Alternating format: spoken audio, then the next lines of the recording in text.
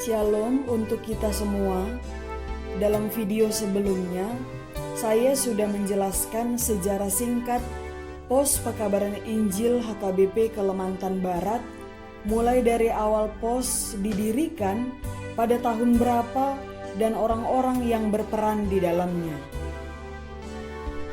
Dalam video kali ini, saya akan menjelaskan selayang pandang Pos Pekabaran Injil HKBP Kalimantan Barat, dimulai dari data jemaat secara menyeluruh dengan laporan terakhir pada tahun 2019.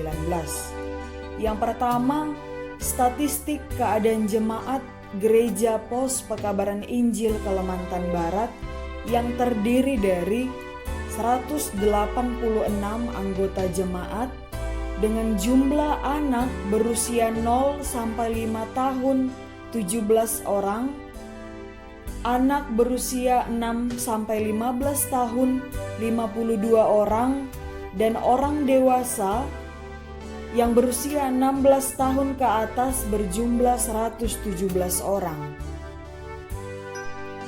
Pos Pekabaran Injil HKBP Kalimantan Barat ini dilayani oleh 5 orang sintua dan 1 calon sintua, yaitu Sintua Meji SPD, yang kedua Sintua Salmi, yang ketiga Sintua Oseng, yang keempat Sintua Awen, yang kelima Sintua Limah, dan yang keenam calon Sintua Acan. Pada tahun 2019 dilakukan pembangunan pos dengan tujuan agar jemaat semakin lebih nyaman dan efisien dalam mengikuti peribadahan dan kegiatan-kegiatan lainnya melalui program Pos Pekabaran Injil HKBP Kalimantan Barat.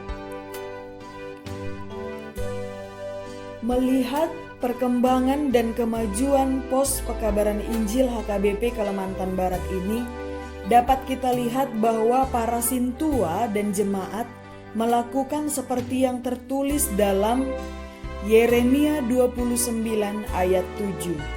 Beginilah bunyi firman Tuhan, "Usahakanlah kesejahteraan kota kemana kamu aku buang, dan berdoalah untuk kota itu kepada Tuhan, sebab kesejahteraannya adalah kesejahteraanmu." Dalam ayat ini, kalimat buang yang berarti sebagai bentuk pembebasan Allah kepada umatnya Yahudi dari pembuangan Babel. Ayat ini menjelaskan bahwa setelah menerima keselamatan dari Allah, umatnya harus hidup secara normal sesuai dengan firman Allah. Maka para sintua dan jemaat yang ada di Pos Pekabaran Injil HKBP Kalimantan Barat sudah mengusahakan kesejahteraan tempat di mana mereka tinggal, yaitu Pos Pekabaran Injil HKBP Kalimantan Barat, melalui pembangunan gereja secara mandiri. Walaupun demikian, memang masih banyak yang harus diperbaiki dan diperlengkapi.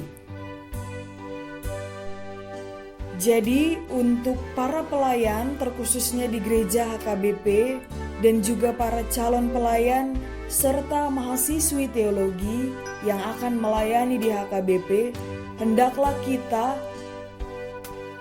menjadikan Yeremia pasal 29 ayat 7 ini sebagai pedoman hidup kita, agar kemanapun kita pergi melayani, kita dapat mengusahakan kesejahteraan tempat di mana kita melayani, karena kesejahteraan tempat itu adalah kesejahteraan kita demi kemuliaan nama Tuhan.